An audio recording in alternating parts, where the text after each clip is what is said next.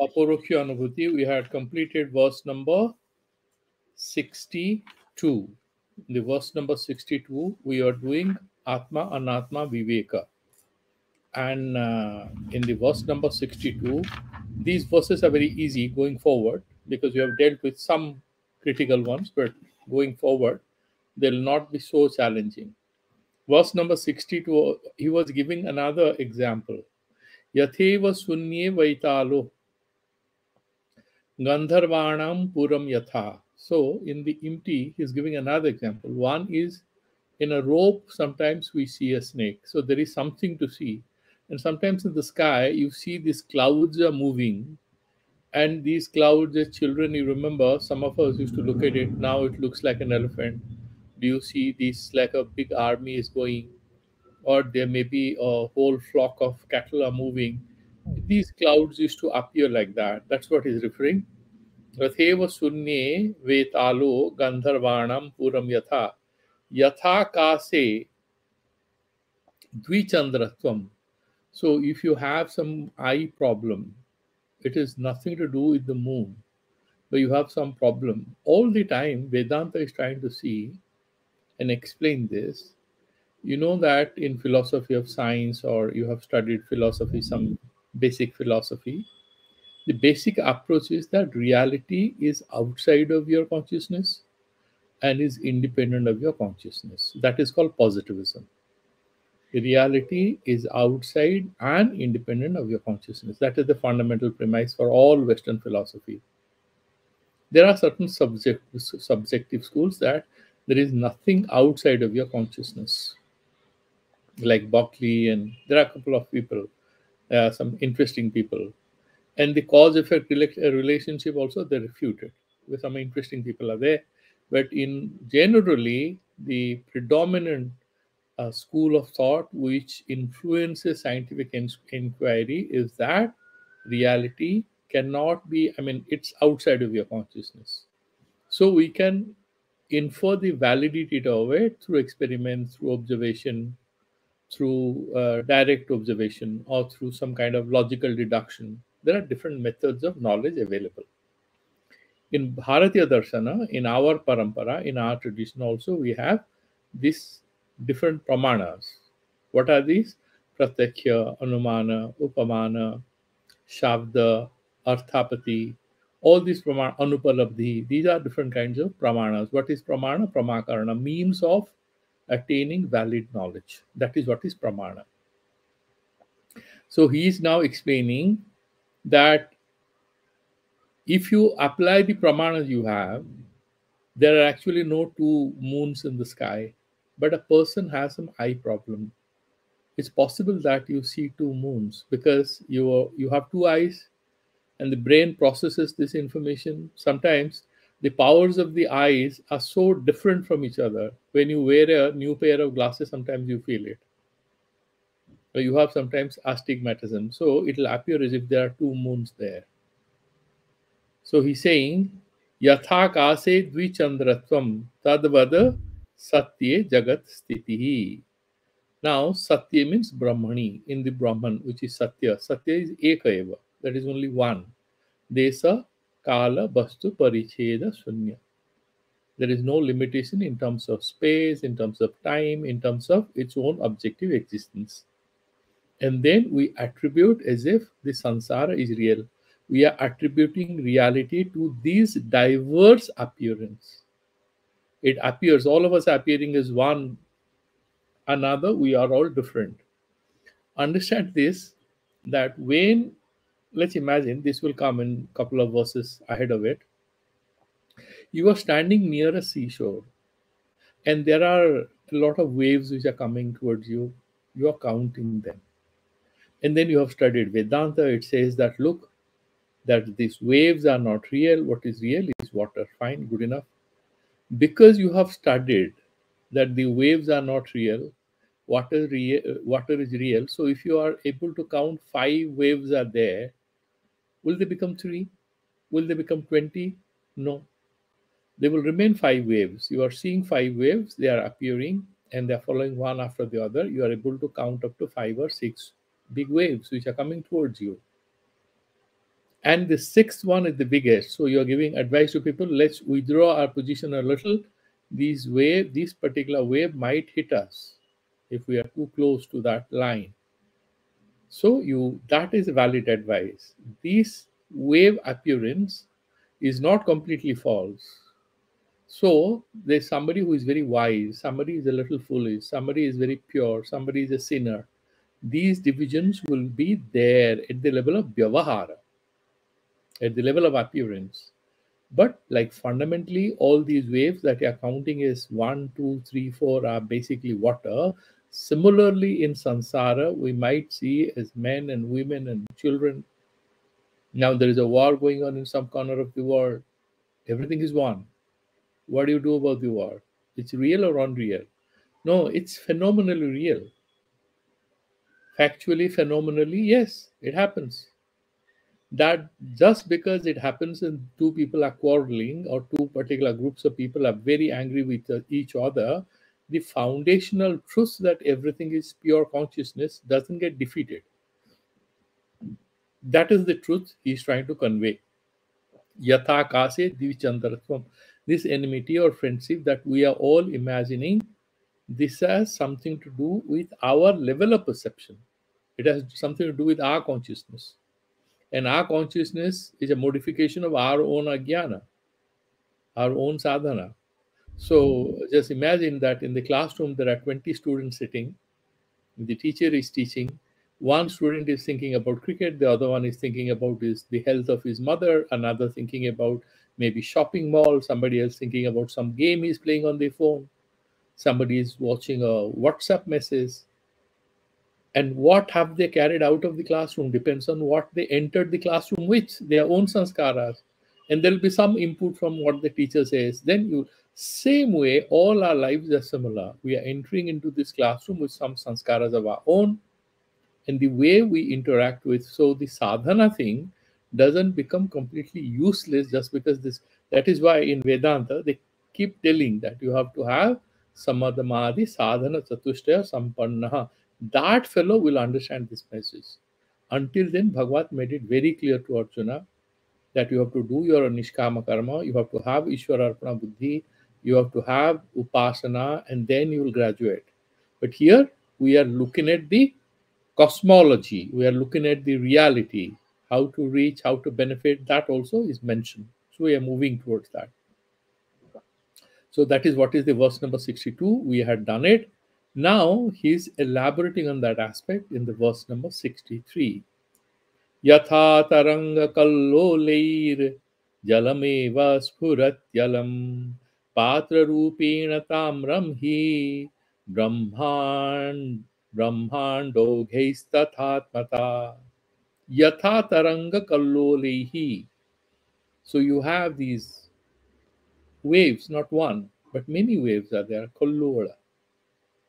There's a very famous literary masterpiece, one of the Middle Ages in Orissa. It's called Rasakallola. What is it? Because it's kind of abundant in these different kinds of rasas. Rasas are there, Nabadha rasa in literature. So like Sringara and Bivaccha rasa, and so all Karunya rasa. There are different kinds of rasas are there. There's kind of abundant rasa in that. Rasakallola. It's a kind of combination of it. Similarly, he's saying what? Taranga kallolehi jalam eva spurati alam. So you see there's a big wave, there's a small wave, there is a grand one, there's a very small minimalistic. So if you go and stand next to the waves, a lot of people want to go, and if you go and stand at Pondicherry, hardly there are any waves. Or you go to Bombay, no waves. You go to Puri, there are quite a few waves, so you enjoy standing there. And there are a lot of places where absolutely you don't feel anything, and there are places where you really enjoy sitting next to the sea. So saying Taranga Kalolehi Jalam Eva Spurati Alam. All these waves are made out of what? Out of water. What is appearing as waves? Water. Why are you using the word wave? Because they look like waves. This is what we have learned. We describe the mass of water in that kind of form, that kind of movement as a wave. That is it. Therefore, we are saying spurati alam, but virtually what it is, that is, you know, creating some knowledge, some jnana in us is water only, with some form, some activity, but it's water. Similarly, another example is giving patra rupena tamramhi. So you have copper, and out of copper you make different kinds of utensils, maybe a glass, maybe a pot, maybe a tumbler. So there are different kinds of shapes and sizes you can give to that metal. But it's verily that metal only, and you have different kind of metallic forms. And for describing these forms, you have different names. And you use these names to treat them as if they are all different objects. That joke is all the time made by these Vedanta teachers and students. They say that there's a person who walks into one big, jewelry shop, and once he enters, he asks, "How much is this necklace?" He says, "Okay, this is like it's 10 grams, so it's going to cost you say 50,000 rupees for gold, 5,000 for making charges. So you have to pay 55,000." And he gives them 5,000 rupees and he says, "Keep your gold, just give me the necklace. I'm giving you the making charges." Would he give him the necklace? No, it's a gold necklace. So you have to pay for the gold. You cannot have the necklace without the gold. Similarly, he is saying Patra Rupena Tamramhi. Ultimately, any intelligent guy, he will always say, "Okay, why don't you weigh this particular thing?" There are a lot of metal utensils, they will like to sell it as price. There are certain stickers are there. They say it costs you this much. But intelligent buyer, who is a wholesale buyer, he goes and says, "Okay, let me weigh it. What is the metal quality?" Then making charges are separate. That is how they purchase. Tamra Rupena, Patra Rupena Tamrahi Brahmandogheis Tathatmata. Why is he giving these examples? He's trying to explain. Similarly, the Brahmanda, that is, all these seven up and seven down. Ambhu, Bhuva, Swaha, Maha, Jana, Tapaha, Satyam. You're going up, and similarly, you see your Atala, Sutala, Talatala, with Atala, Atala, Vitala, Sutala, Talatala, Mahatala, Patala, Rasatala, Patala, all seven there. So the Brahmandas are there. Now, all these Brahmanda Ogheis, Tathatmata, the same way they also have Atmatva. Why? That is only Atmatattva, that is Brahman only. Brahman is the Avinna Nimitta Upadana Karana, material cause as well as efficient cause. That is again and again given by Bhagavan in Bhagavad Gita. He is the Nimitta Karana. The best example which Vedanta gives you, which is there in the Upanishads, is the Urnanavi, the spider. Spider uses his saliva to weave the net, which it weaves to trap small insects like mosquitoes and flies and whatever. Traps them, eats them up. Now this spider, that particular spider is weaving that net. Where does it get that particular material out of which the net is made? Out of his own saliva, out of his own body.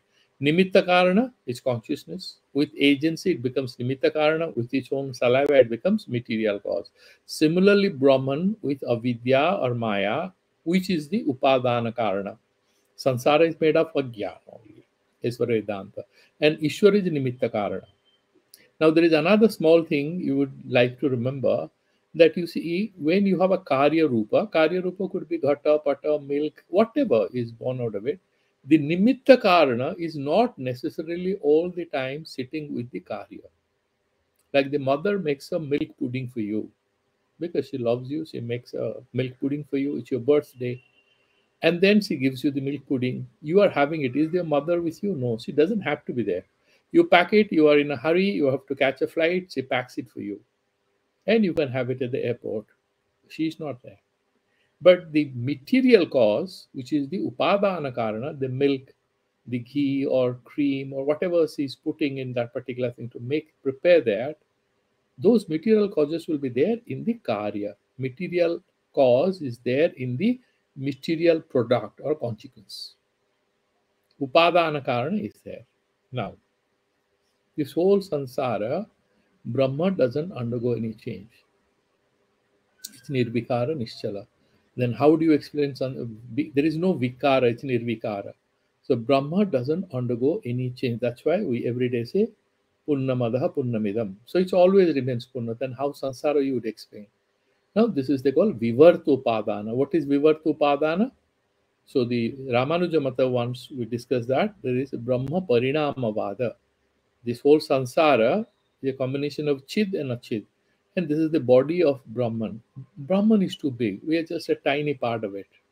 The physical universe is a tiny, tiny part of Brahman. They are theistic Vedanta. They believe Purushottama or Ishvara is the ultimate reality. Advaita Vedanta goes one step further. It's a little more, I mean, it's like Advaita Vedantists are like a little smart physicists with consciousness brought in. Physicists only talk about the material aspects. They are capable of thinking about what we are thinking, but they sometimes get stuck with the limitations of their worldview. We go one step further. We say everything is pure consciousness. So it goes one step further than Ishvara Tattva, Purushottama Tattva. That is theistic, and this is it's non-theistic. It is wisdom oriented. It is self-realization oriented. Doesn't mean you are throwing God through the window. No, you are using that consciousness. You are meditating. You are doing sadhana. Without this, you can't reach here. That is what Shankaracharya makes very clear. He was a great upasaka, but for ultimate realization, there should be no dvaita. There should be only advaita. That's how it takes you one step further. Now, coming back to our thing, what holds this prapancha? How does he explain? He's saying, look here, the way the cups and plates and everything made out of metal are metal only. Different waves are made out of water are water only. Similarly, this prapancha, this sansara, which appears diverse, is essentially Brahman or Atma. So the Brahmanda Oghe is Tathatmata. Same way the Atmata is Siddha. It is verily, you can look into it and that will appear to you. How does it appear? He will explain in the next verse. Now, the next verse, what is he saying? He's saying, look, Ghatanamna yatha prithvi, Patanamna hitantavaha, Jagannamna chidabhati, Geyam tattadabhavataha. Ghatanamna, with the help of this word, Ghata, by using the word Ghata, Yatha Prithvi, Prithvi Bhati, that Prithvi, that clay, what becomes evident? The presence of what is evident when you have a mud pitcher or a clay pot in front of you. What do you know? You'll be very careful while putting it on your table. Why? You know it's very, very fragile. It's going to break into pieces if it falls. And water will be cool. And we have studied in physics why we keep water during summer in the earthen pots. We know all that. What is it? It's earth only. The earth material becomes evident through this material form of earth. What is it? It's a pot. Similarly, tantavaha, the threads, the yarn, the cotton. The presence of cotton becomes evident when you pick up a shirt or any garment that you're wearing. What is becoming evident through this garment? The cotton thing. Cotton thing doesn't become in itself evident. You are using it. That's how it becomes evident. Arthakriya karitva is evident in this cotton when you are using it. If you don't make any yarn of it or anything, that cotton can be used for some purpose, but you have to always give some material form to it. There was one great Vedanta Acharya in Rishikesh. He has passed away. It's called Dandi Swami. He was a very good person. Once I was listening, he used to give those 10-minute talks in the evening. He once, he'll not look at any book or anything. He left his body, I think, a few years back. So he will just come and talk to you for exactly 15 minutes, then he'll go inside his room, and some people will be there to listen to him. Once he said something very beautiful. He said, fire is everywhere. The Agni Tattva is everywhere because we have heard about Panchakarana. So, in Panchakrita Pancha Mahabhuta, in Akasa Tattva, you have 1/8, 50% is Akasa, and another 1/8, 1 with other Tattvas are there. Similarly, Agni is everywhere, but in order to cook something, you need to light a fire. So it has to be Visishta. So that Nirguna Brahman is all there. But if you want to do Upasana, if you want to do Vichara, that's fine. But you want to do sadhana, obviously you will have some name and form, whether it is Omkara, but at a very advanced level, you don't need it. But obviously, you want to cook something, you need fire proper, not the physics of fire. But you need fire proper. You need an oven. You need to light up a lamp if it's dark. Similarly, for any sadhana, you have to take the benefit of Nama Rupa. That's not a problem. Ultimate truth also, we have to keep that in our minds. That is what he's saying. Ghata namna yatha prithvi. The way clay becomes evident is known through the form it assumes. Pata namna hitantavaha. Similarly, cotton or yarn, they, assume. They become evident through the form they assume of potter, of any particular garment or cotton or whatever. Jagan namna chid avhati. Similarly, in the name of Jagat namna, by way of being used, by referred to as Jagat, we are referring to cotton as a shirt, a sari, or a petticoat. What are we referring to? Actually, cotton, cloth. And what are you using the word? You're using the words which are actually meant for the form it assumes. You are referring to gold, but you're using the word necklace, nose pin, earring. Similarly, now come to Drashtantika, the context of our discussion. What is it? Yagat namna chit abhati. What is becoming evident in this Karya Rupa? Chid, that Chaitanya Rupa, Sachidananda Rupa, Satyam Jnanam Anantam Brahma, that becomes evident through the name and form that Brahman or Atma has assumed. That is how it is evident to us. That is what he is saying. Chidabhati Gyeyam, and how do you know that Atma then? How do you know it's clay? You look at the pot, then you say, be careful. If you drop it, it's going to break. Be careful. It's a little delicately made. It's 24 carat. It's not 18 carat. So obviously, it's too soft, that golden chain or anything. Be careful. It's very delicate. Don't you say that? Similarly, when you withdraw your attention from the form, a little girl is there. So you have mothers, some imitation garments. These days, a lot of girls, for safety, they use a lot of imitation garments, because if you wear pure gold and all, some people may snatch it away. Anyway, why waste money on all that? If you can manage with imitation, you wear it. Now, the mother comes and puts her imitation garments, and the daughter has a habit of, that little girl has a habit of wearing them. And the mother has no problem. The daughter says, Mama, I want to take this chain. After a couple of weeks, he's bored with it. He says, you want to have it? Yeah, I want to have it. I want to wear it and go to school. Mom says, okay, go. The daughter is happy. She's going to kindergarten. She's super happy with the necklace. And all kids are surrounding her and she's having a good time. One particular day, the mother had to do some puja and she had taken out her real garments, golden garments. And she had a necklace and the daughter wore it and she ran away. She didn't know the difference. For her, everything is gold. What happens to the mother? She runs after the daughter and holds her. He said, where are you going? I'm going to school, Mama, but no, you are not wearing this necklace to go to your school. This is a golden necklace. The other day I was wearing a necklace. Yeah, that was imitation. That was rolled gold and this is real gold. Please take it out. The mother withdraws it and gives her a rolled gold, a particular imitation necklace. The daughter is not happy. She cannot see the difference. She cries, but then she has to accept this. What did the mother do? She took her attention away from that word necklace to be able to identify the importance of that necklace, because otherwise it's indistinguishable from the other necklace, which is an imitation one. So it takes her attention away from it to see and recognize the significance of that material, which is pure gold. It needs to be protected. Little girl can't wear it and go. Somebody may snatch it away.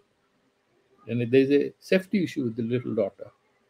Somebody may pose a threat to her existence. You have lots of rogue people. Similarly, what he's trying to say, look at this last part of this beautiful thing. He's saying, Chid avhati gyeyam tad atma is gyeyam. How do you know that? He's saying, Tat tad abhavataha. Tat, two words, nama and rupa. Tat abhavataha. When you are able to remove the nama and rupa aspect of what appears before you, then what will you see? Like, for example, I'll tell you. So there is this woman, hmm, and that's another example which is given in Vedanta. A young woman is there. There's a little baby which calls her mama and demands lots of things. And there's another man who calls her wife. Another person calls her Didi. Another person calls her daughter in law. Another person calls her Miss because she is a student. She's teaching in a school. All people are looking at her through different sets of eyes. But there's a doctor. This lady has mild fever. She's not feeling well. But the father in law wants attention, the child wants attention, the husband wants attention, the brother. She's caught up in a great Indian joint family. Her mother, her father, her brother, sister, they have all come. This is a marriage party. She's pulled from all sides, but she has fever. Now, she calls up a doctor. He's saying, I'm not feeling very well. She tells it to her husband, or she calls up the doctor herself, and then she meets the doctor. What does the doctor do? He's not concerned with all these aspects. He's known as a daughter, as a sister, as a wife, as a mother, as a sister, as a daughter-in-law. Hmm? All these identities are irrelevant for him. What is he doing? He's trying to understand her physical condition, and then he tries to find out her temperature. He takes her blood and tries to understand how does she feel. Right? She's trying to see the body. None of them, maybe there is a young guy who looks at her, she's a beautiful person. She's looking at only her features. But her mother is looking at her daughter. My daughter is suffering so much. She has to come back from office. She has to look at her child, and she's feeling very, very impatient. Where did I give my daughter? She's having so much of stress. She's looking at her emotional problems. So, depends on your perspective. So when you are being able to remove these false appearance of nama rupa, you go to the reality.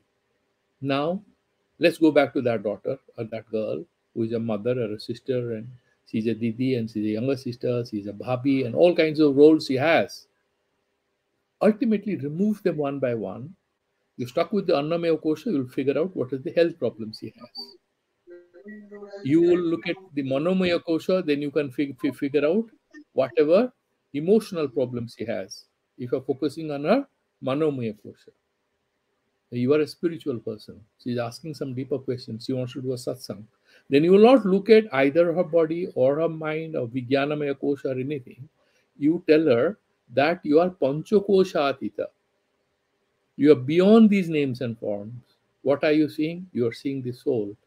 And you are being able to see the soul as different from yours. Soul is only one.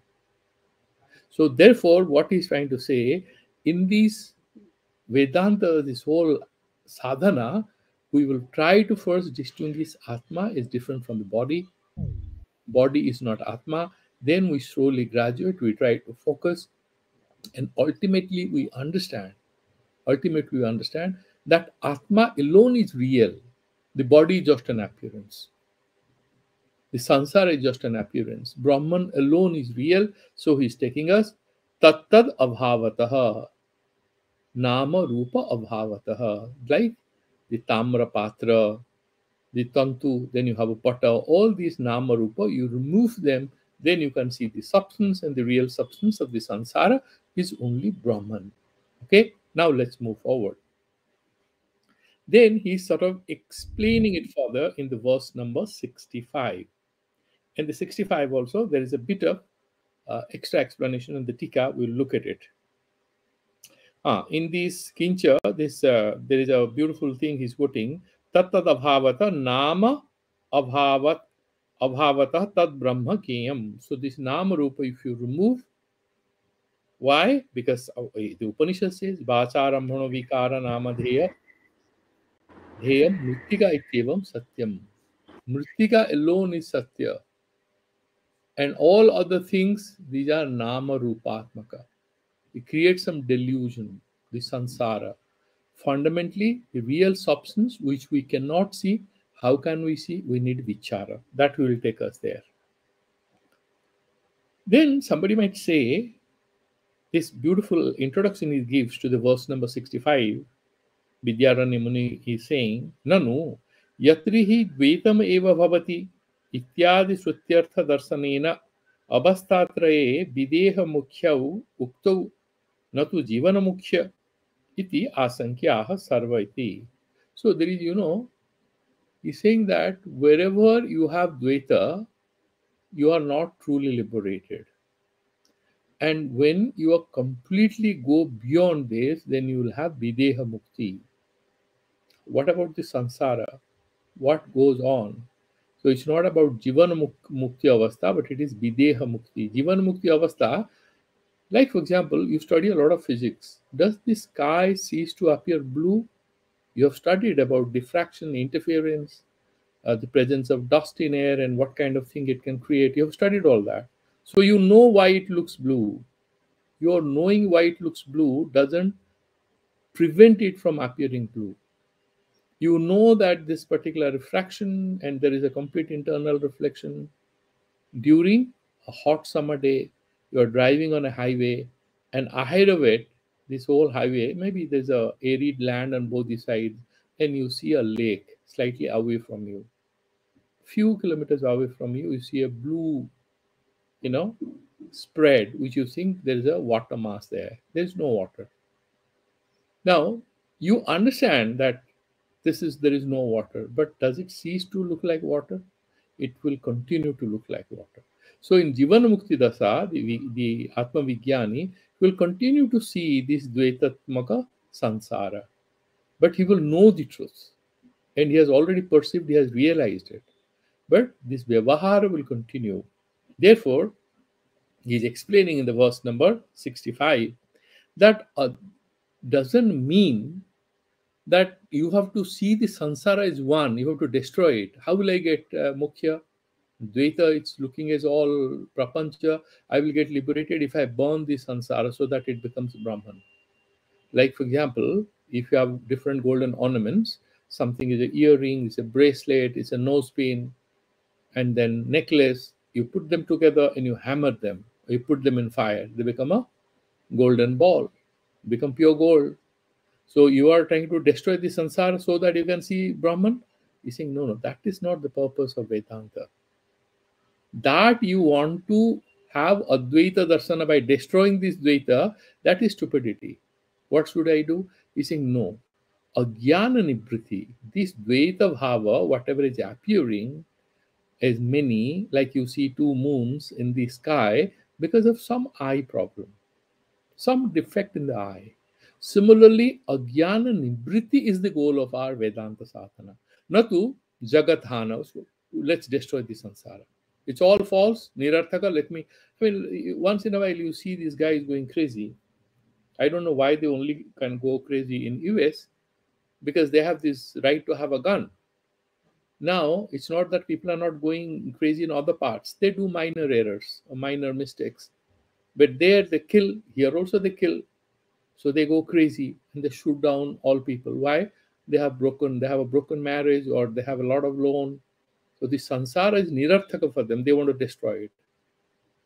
And that is a terrible pathological situation, morbid pathological situation.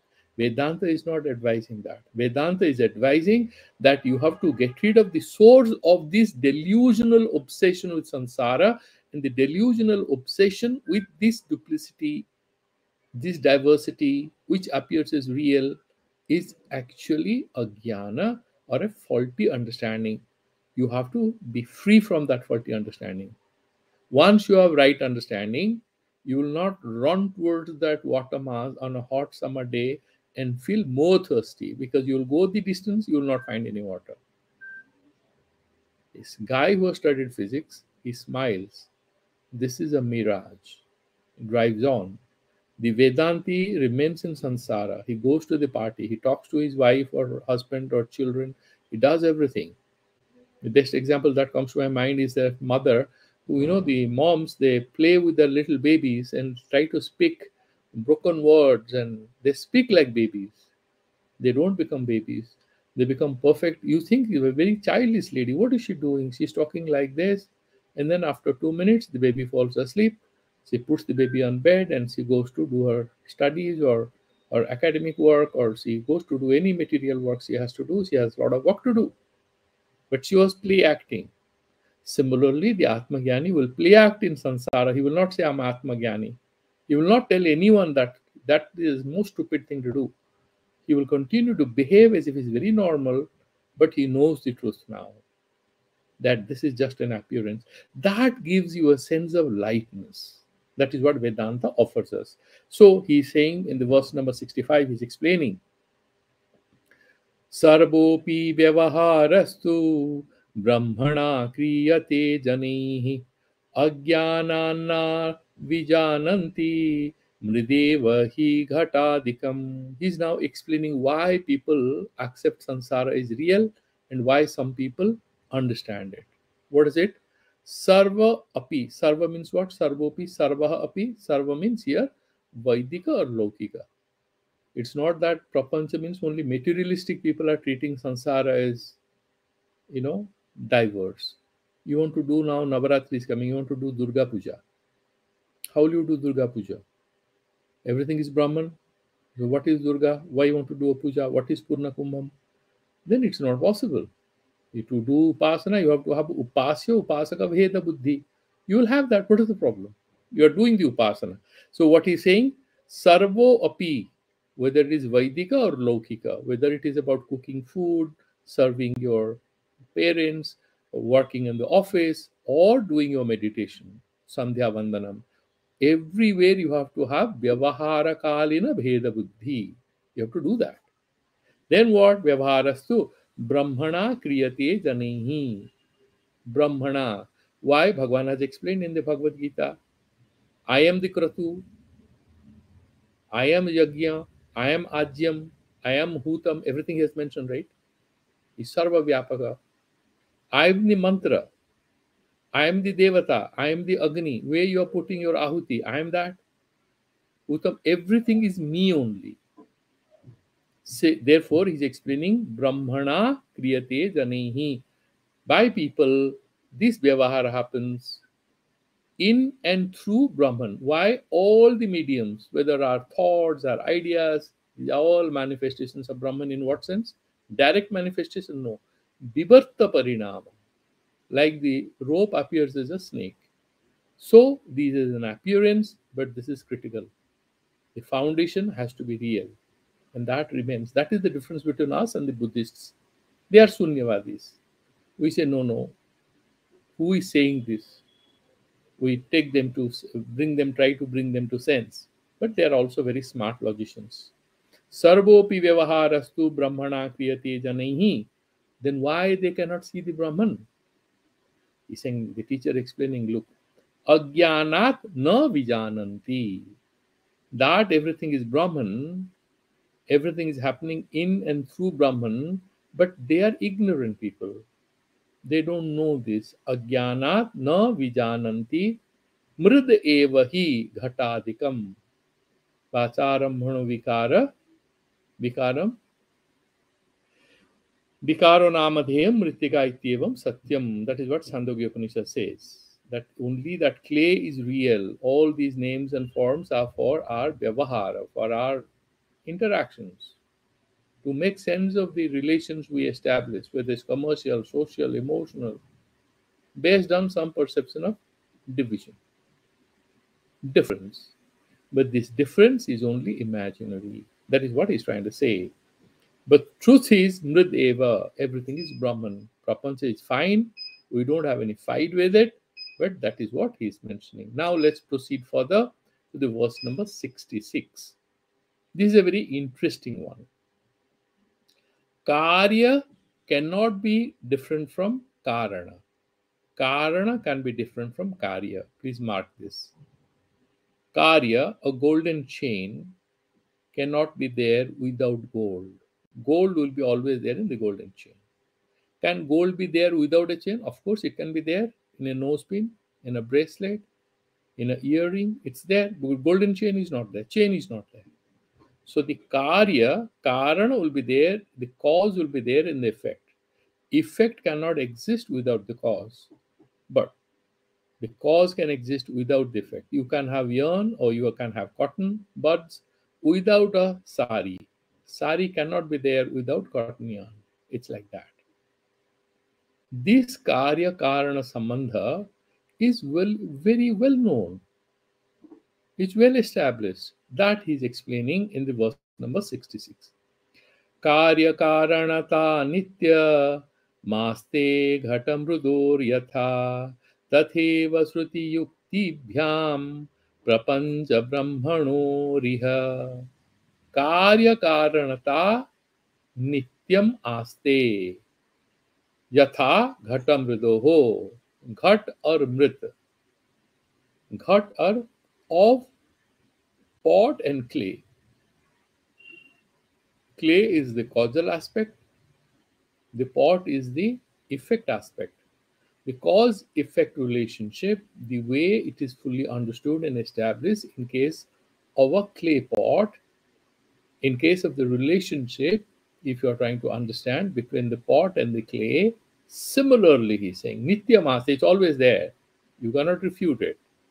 Similarly, Tatha Eva, similarly, Shruti Yukti Bhyam, with the help of Shruti Vakyas and with logical explanations.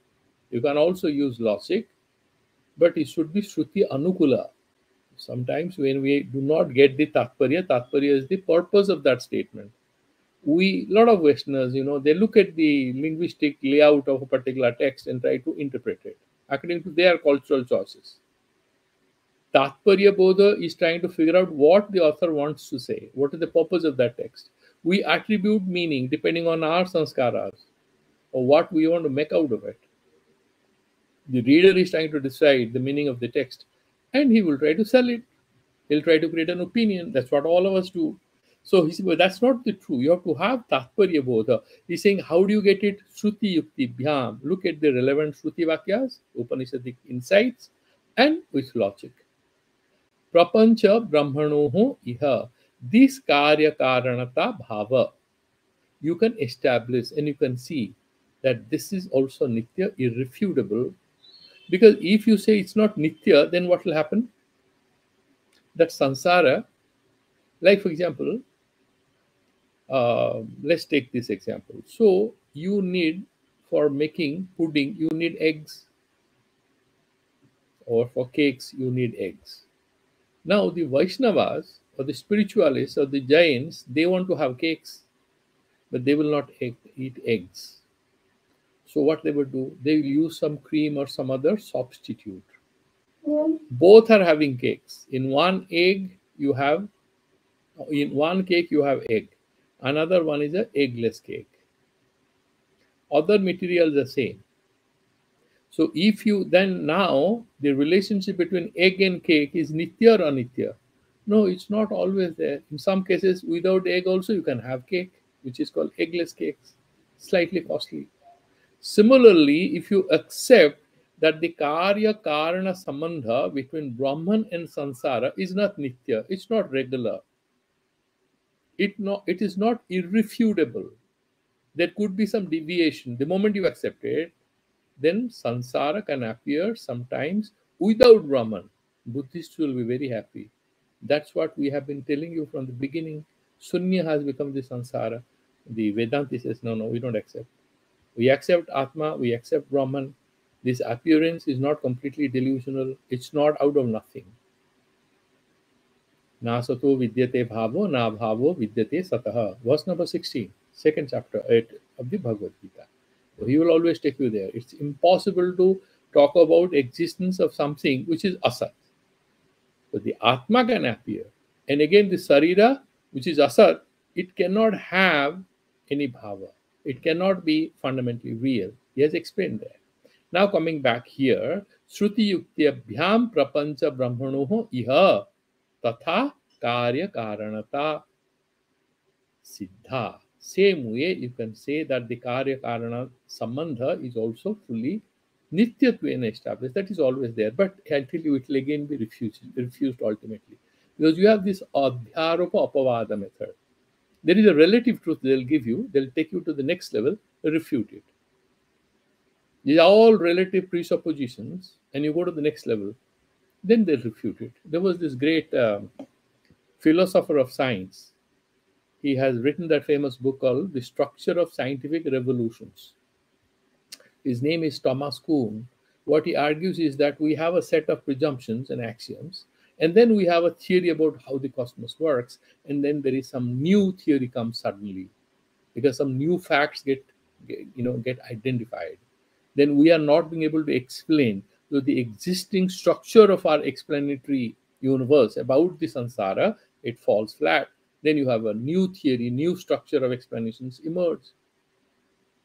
Like this dark matter and what is the string theory. There's so many. If you look at on YouTube or you Google and you find the string theory, a lot of people accept, that's modified, some people refute, and again another view comes and it goes on.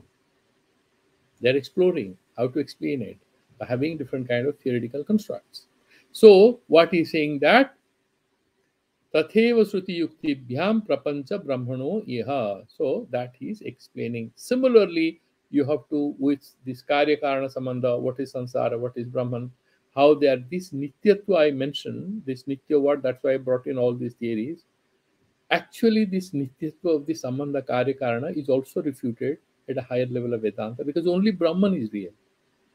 It is neither Karana nor Karya. Bhagavan says, I am Apurvam Anaparam. There is no one above me and there is no one after me. I am not a creator, nor am I a creation of anyone. Apurvam Anaparam. There is no one before me or after me. So what about samsara? That's a lie. But how do we do worship? He said, yeah, that is what is Vedanta. These are layers of understanding and Vyavahara and sadhana. At one level, don't think about that level. At this level, you do your business. You go to that level, that advanced theory, he will talk in the class. Right now, you're doing Newtonian physics. Focus on it. Do your equations and do your problems, score your marks, and go to the next higher level. So all the sadhana, nothing is refuted. A lot of people attend few Vedanta classes, they get thoroughly confused and angry that this fellow is trying to destroy my faith in God. It happens with me initially. I used to feel very disturbed listening to this Vedanta because they thought that he was trying to destroy my faith in God and divinity. He's trying to make me a Nastik, all these Vedanta acharyas. But slowly you realize that there are layers and layers of understanding. This actually makes you more strongly established in your sadhana and your faith. But it removes your attention from the details and makes you more oriented towards a more intellectual, cosmic, spiritual understanding of reality. So if you are running to a lot of gurus and doing a lot of pujas and rituals, you lose interest in it. But then, yeah, you have more time to think and meditate. You have same internal quietude. You have actually your faith is much deeper. Your faith is much deeper. Earlier, you were feeling some confusion whether Hanumanji or Durgaji, Krishnaji or Ramji. That confusion goes because you know these are appearances of that permanent ultimate truth. And that Ishvara Tattva is there, Maya Upohita Chaitanyam. And then Bhagavad Gita makes sense. So many gods and goddesses, you don't become confused anyone. You don't have any jealousy when a Christian or a Muslim meets you and says, we are monotheists, you are polytheists. You laugh. He says, no, we are beyond theists actually. We are supra-theists. We are henotheists. We are supra-theists because we go one step further. We talk about the absolute consciousness. So these things gives you a new clarity. Okay. Therefore, I just wanted to mention this. Now in the verse number 67, let's go. One Shruti Vakya. Shruti Yukti Bhyam he mentioned. Yukti we have discussed. What is the Shruti Vakya? That famous Taittiriya 3:1-2. Yatova imani bhutani jayante yena jivanti jasmin prayanti abhisambhisanti tad Vijigyasasva tad Brahma iti, from where everything appears, with the help of which everything survives, continues to. His Bharta, his Mata, Pita, Bharta. Bhagavan said in the ninth chapter of the Bhagavad Gita, I am the Pita, I am the Pitamaha, I am Mata, I am Bharta, I am Dhata. He has mentioned this. That verse actually makes sense here. And Shruti Yukti Bhyam, so this Shruti Vakya is here. With the help of this Brahman, we exist, and we will die, we will enter into that Brahman only. That is the only thing that exists. This Dvaita Bhava, yes, during Vyavahara, we have to do all this, but we have to accept that. A little tricky, I tell you. Vedanta always challenges your ability to focus your mind and accept a very critical thing. It's not easy to accept. It will always tend to confuse you. Then when you deeply meditate on it, and just that's why again and again, just in the beginning, just carefully, patiently listen to it. None of this is contradicting any of your spiritual practices. I mean, Shankaracharya was not a fool, right? He was trying to save Hinduism. All these great Vedantis, they are not fools. And ultimately, everything is accepted, but they are saying, look here, this is the total roadmap. Don't get frightened with the blueprint. Your detail, you are working on that particular design, you have to do that structure, fine, but this is the total mega blueprint for the whole project. Vedanta gives you that blueprint and then says, okay, you are there, you do your sadhana, there's not a problem. Verse number 67. Grihyamane ghate yadvan mrittika bhati veivalat vikhyamane papanchepi brahmi va bhati bhasuram. Now the doubt might come in your mind. Tell me, you are saying the Karya Karana Bhava is also all the time well established with regard to Sansara and Brahman. The way it is well established in case of Ghata and Mritika, clay and pot. That is Karya Karana. Same way Brahman and Sansara. But why am I not being able to see this? He's saying, look, you will be able to see this. There is a technique. And what is that technique? He's saying, look, it's like this. Grishya mane ghate yadvat. Whatever ghata, you pick it up, you touch it, you hold it, and then you see it. Then you immediately understand you cannot refute it, you cannot avoid it. Without any alternative, you would have to accept the clayness of the material out of which it is made. That clayness becomes evident. You know, you touch it, you feel it, you know it's made of clay, it's not stone, it's not metal. You drop it, it's going to break. It's not plastic, so you become careful. Somebody tells you it's well painted, it looks like something else. The owner, somebody who has paid a huge amount to buy that pottery from a particular boutique, because they are very expensive. He says, be careful, I have paid a lot of money, it's made of clay. Be careful, don't break it. So he's saying, Yadvat Mritika Bhati Vei Valat. Without any option, you have to accept it's made of clay. Same way, Bikshamani. There you touch it, you feel it, you know it's made of clay. Similarly, here you have to do Vichara. You closely look into the Sansara with the help of Shruti and Yukti. The insights in the Upanishads and your own logic, your own understanding. The Vichara, the Prakriya is given in Vedanta. Prapanchepi, in the Prapancha, in case of Sansara also, Brahma eva avhati. Brahman only will become evident. The way clay becomes evident in case of a pot. It looks like very easy, it's not. He's presuming we are very interested, we are very intelligent, and we are very spiritually inclined. So the teacher is actually giving us a lot of respect by saying easily you can know. It's not easy, but he's saying it will become evident. Bhasuram. Why? Because you see, there is something called Bhasya Bhasaka Samandha. Now, Chaitanya is Bhasaka, Jada is Bhasya, what is lit up and what lights up. Now, the Buddhi with which we are understanding this Vedanta, but there is a thing which lights up our Buddhi also. Buddhi is Jada. That's why I say, Meri Buddhi gum ho gayi. My mind wasn't there. And deep sleep mind isn't there. So you're saying that your buddhi, your intelligence is also a jada. It cannot work on it. Who is the guy actually who is in charge of this buddhi? That is that Sakshi Chaitanya. So that is Sakshi Bhasya, this buddhi, even lack of knowledge.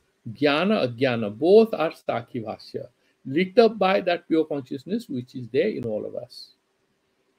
And that consciousness which is in all of us and appears as separate is actually one and the same thing, like space in different containers.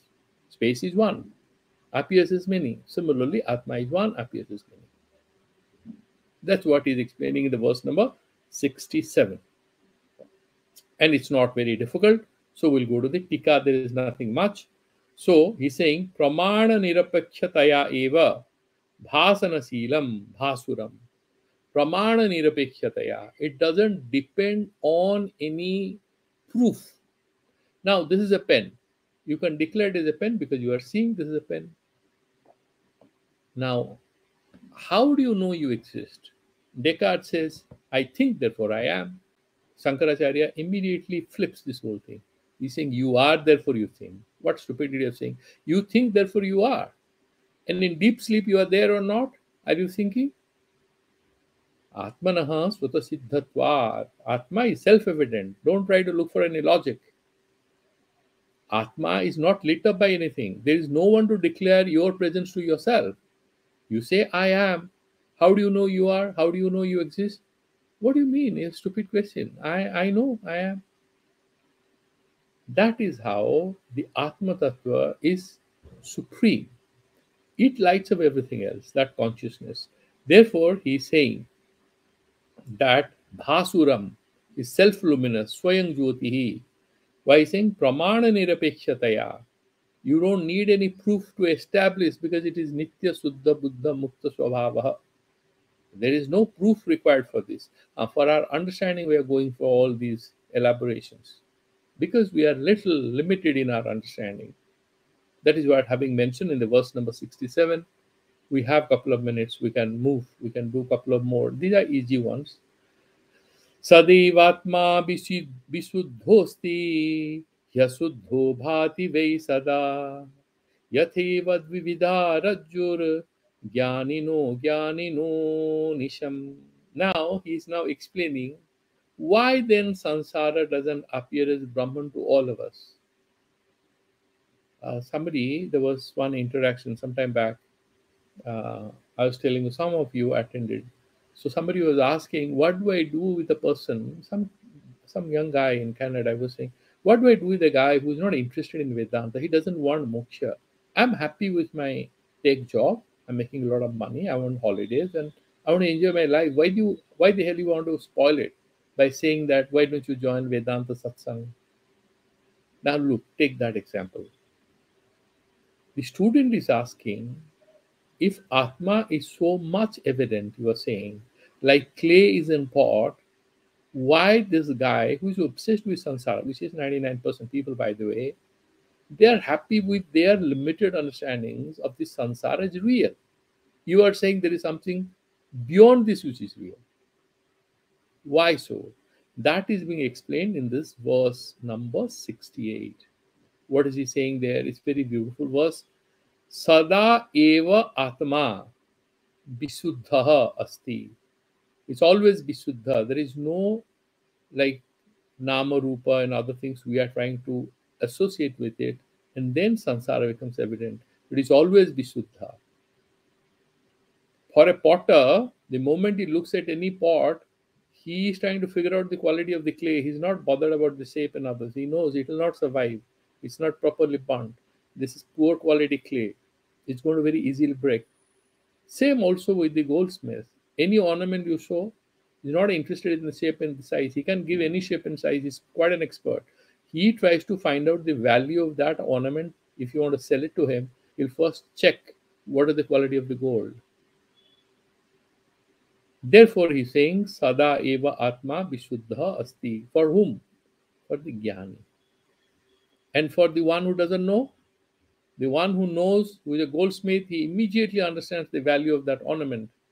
And the one who doesn't know, he has purchased it for a higher price. He has been cheated. Therefore, he's saying, he asuddho bhati vei sada, but it appears as asuddha. Asuddha means what? With nama rupa. Suddha without nama rupa. It appears with different nama rupas. all the time. Why so? For some it is Suddha, but why it appears as Asuddha? You please give us an explanation. You owe an explanation to us.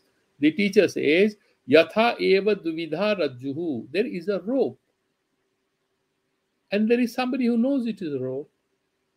There is a little dim light in that room, and he knows that there is no fear. This is a rope. He enters the room.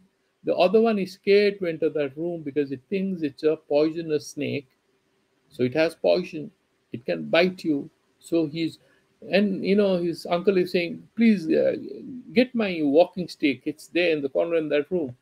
He says, uncle, but there is a snake lying over there. We need to call up the forest department. He says, snake? No, that's a rope. No, no, there's a snake. You please come and see. So this fear of poison is a product of a misperception. The attraction for samsara, the attraction for a lot of things that we value a lot, are actually a product of our misperception or a faulty perception, or faulty understanding. Like you fall in love with somebody because he's a glib talker, he's a warm person, and he had a plan to sell you some insurance policy. He was very good with you till he sold that policy, made his money, run away. You want to buy this plot, this, that, took some money and run away. A lot of people are there, all around. You understood his reality a little later. The stupidity was at the root of the problem that you are facing. Same with us vis-a-vis samsara. That stupidity or ignorance is the mother of much of our agony in samsara. That is what Vedanta is saying. Therefore, he's saying the rajju, the fear of poison, which prevents us from entering, even though it's urgent, doesn't lie in the rope. The rope is not responsible. It's because of our misunderstanding, because we are ajnanis. Rajju, and then the rajju appears a snake and is also rajju. It appears, the rajju appears as a rope, appears as a rope for the jnani. The one who knows it's a rope, he's not scared. The one who doesn't know, he's scared. The one who knows this guy is a glib talker, very warm person, but he has some trick up his sleeve. He's trying to sell you some financial policy where he'll make money and you'll make a loss. You are jnani. You'll be cheated? No, you have no fear of him. You just know how to say hello and avoid. The other one who can get enchanted, the one who sees a promise of quick gain, buys that policy, pays the price. He tells you nothing wrong, and you have seen some movie. What was that movie? Wall Street. Greed is the other name for good. Okay, you are super happy. You go, then you pay the price. That is how he's saying Rajjur Jnaninaha Ajnaninaha Anisham. All the time you have this Jnani Ajnani Bheda. And because of the difference between the way the Jnani and Ajnani look at samsara, the samsara either appears as Suddha or Asuddha. Okay, so we have crossed the time limit a little. We'll stop here. I was planning to go till 73, but all right, we have done till 68 and we'll move forward from there on Saturday. So we can do the Santi mantras unless you have some questions. Do you have any questions, any of you? Okay, so we can do the Santi mantras.